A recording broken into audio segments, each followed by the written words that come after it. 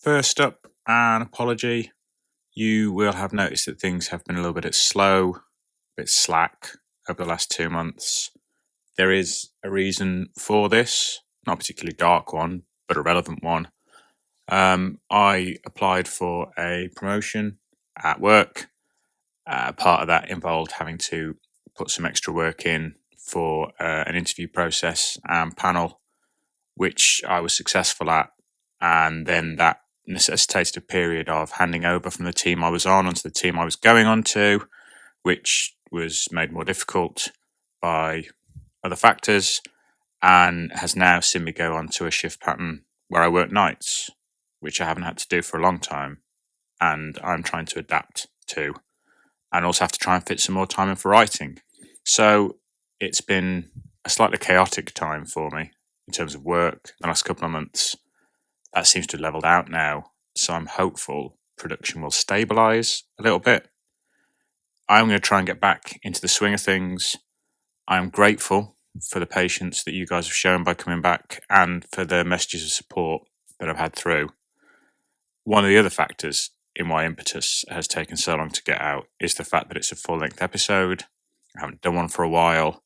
I'd forgotten how long they were to edit, particularly the subtitles, but it's okay.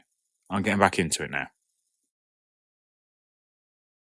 More than one of you have put in the comment section at the bottom of the video that you see a parallel between this and the movie The Final Countdown, which is the one where the American aircraft carrier ends up going back in time from the 70s to Pearl Harbor and has the opportunity to either avert Pearl Harbor or let it happen. And I get it. I've seen that movie. It's a good movie. But it wasn't the inspiration for this. That would be the time tunnel.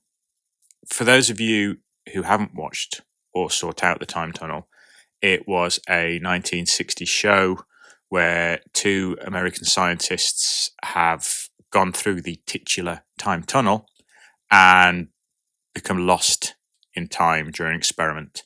And they're trying to find their way home with the help of their friends. Think Quantum Leap's daddy or granddaddy, depending on the times. Basically, these two scientists work on a project called TikTok.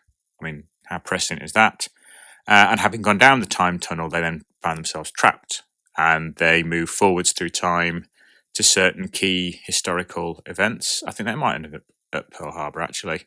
And while they're doing that, the rest of their team can monitor them on a screen, can communicate with them, but can't physically help them progress forwards. When I was a kid, they used to run and then rerun the same 30 episodes, because there was only one season of it before it was cancelled, at weekends on Channel 4. And you watch stuff when you're a kid, and sometimes there's an image that's seared into your memory. In one of the episodes, I think it's in ancient Rome, basically a bunch of Romans bimble through the time tunnel into modern day and pick a fight with the guards on the TikTok project. I won't spoil how it ends. Needless to say, Roman armour doesn't bear up well against modern day machine guns. So that was really the basis for this episode. Old tech versus modern day tech, where old tech loses. And that's where the image of a galleon taken on a destroyer cemented itself in my head from. Now, occasionally, and by occasionally I mean all the time, doing this leads me down a bit of a rabbit hole. And this one was a big rabbit hole, where the long-suffering Mrs. A would ask me why she's looking down at the iPad. She can find pages detailing the firepower of Spanish galleons, the armour plating thickness of World War II battleships. Theoretically, how would a Spanish cannonball feature against a World War II battleship? And I had to make my explanations. She's a good woman. But having worked through all the data, it became clear I had to try and find some way that a galleon or a bunch of galleons might even have a chance against a modern day, shall we call it, destroyer. Because if not, there isn't a story, is there, realistically? So to do that, I found myself running through a whole series of different destroyer classes that the Royal Navy used during World War II. I always seem to pack myself into a corner with these stories. And sandwiched in between the I class and the J class, for those in the know about you, there was a group of destroyers known as the Tribal class. Now, the Tribal class, I suppose each destroyer group back then was they'd run it, see how it was, and then try and improve it or change it with the next class. So they were always evolving. And the Tribal class, by the time that came along during the late 30s, it was apparent that ships were as vulnerable to air attack as they were sea attack. So what they did was they started upping the anti-aircraft defences on the Tribal class. And the other thing they did was that they realised the Tribal class was the last class that had one boiler room with a double boiler in it, because if that got hit, the boat was disabled.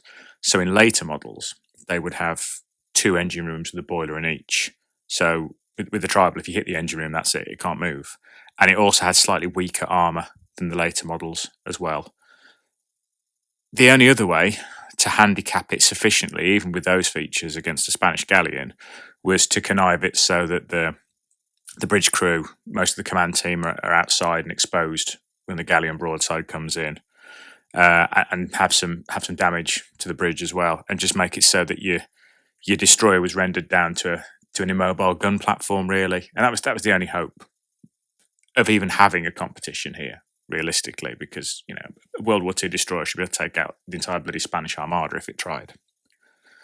Of the 27 ships in the Tribal class that were completed, they were spread out fairly evenly between the various Allied navies, the Royal Navy, the Australian Royal Navy, and the Canadian Royal Navy. Half of them, 13, were lost for various reasons during World War II, and 13 more of them were scrapped when they ended. There is only one left, and that is Her Majesty's Canadian ship Haida, Haida,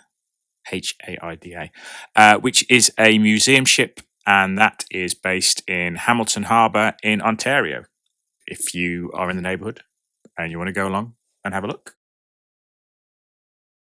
So, having settled on our Mortal Kombat style combatants, the next thing I needed was a reason why that ship would need to go back in time. Why you'd find a World War II ship in the Spanish Armada era.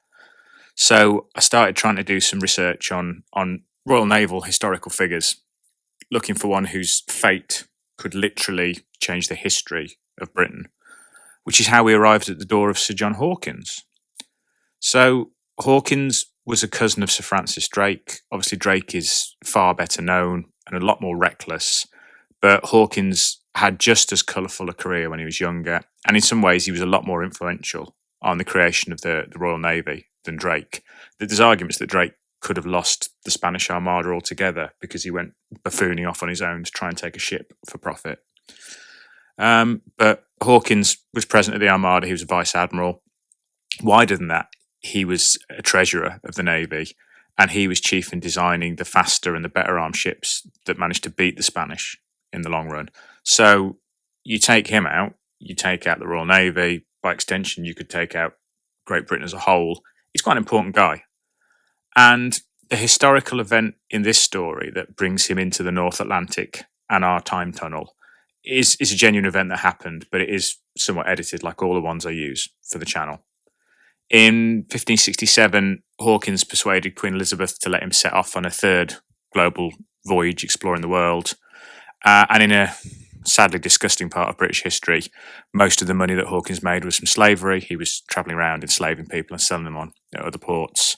And in September of 1568, I suppose that some would say in his comeuppance, Hawkins persuaded the Spanish to allow him to resupply at the port of Veracruz. The agreement, though, was a ruse. The Spanish had no intention of letting him stay there. And as soon as Hawkins and his 6 ships had docked, the Spanish land-based forces and ships that were there launched an ambush on him. 4 of the British ships were either taken by boarding parties or were destroyed by cannon fire, and only 2 escaped, one commanded by Hawkins and one commanded by Francis Drake. The Spanish didn't actually chase them. I've made that up realistically. They just captured the British forces, and in a sad afternote, Hawkins left roughly 100 men behind in Mexico. The Spanish initially let these English sailors live in peace, integrated them into society, but 3 years later, with the arrival of the Inquisition, all of those British sailors were then located, rounded up, and many were tortured or burned alive. It's a bit sad, really, isn't it? I guess when I make these videos, I'm making them for the 5% of you, the nerds, really, the ones who watch all the videos and have questions afterwards, not for the wider "what's this" YouTube audience. So for you guys, realistically, where does Impetus fit in thematically with the rest of all the stories? Because there are connections between the stories, but there isn't an overarching narrative as such. And obviously, it's the time fog. It's this purple mist or purple fog which has materialized in a percentage of the other stories and caused fractures in history and allowed people to move back and forth. And we still haven't yet got to the bottom of why that's happened. It's not a controllable asset yet. The Germans and the Brits have both encountered it, and it will be harnessed moving forwards. But at the moment, it's a phenomenon rather than a weapon.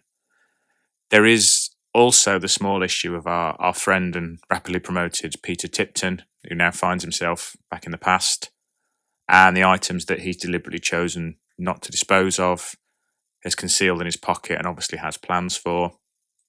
And at this point, I suppose we divide you as an audience into two categories. There's those of you that watch every single video, and there is a big hint in a recent video as to what goes on to happen to Lieutenant Tipton.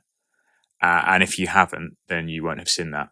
But there will be a reveal moving forwards, because he will play a significant part in later stories. So I guess you guys will just have to wait and see.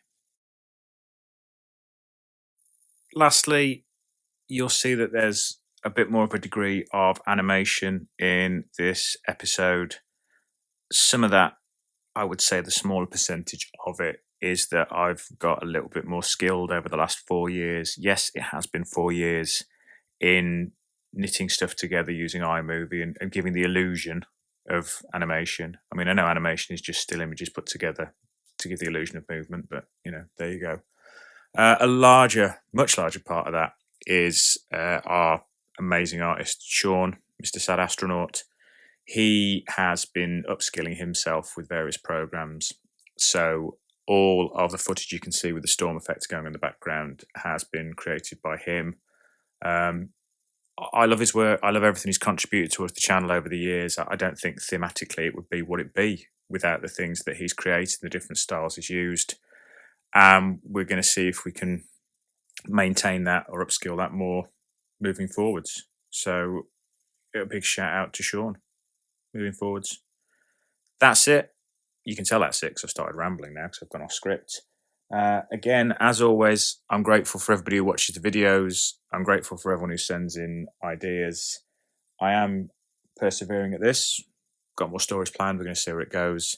So hopefully I will see you guys next time.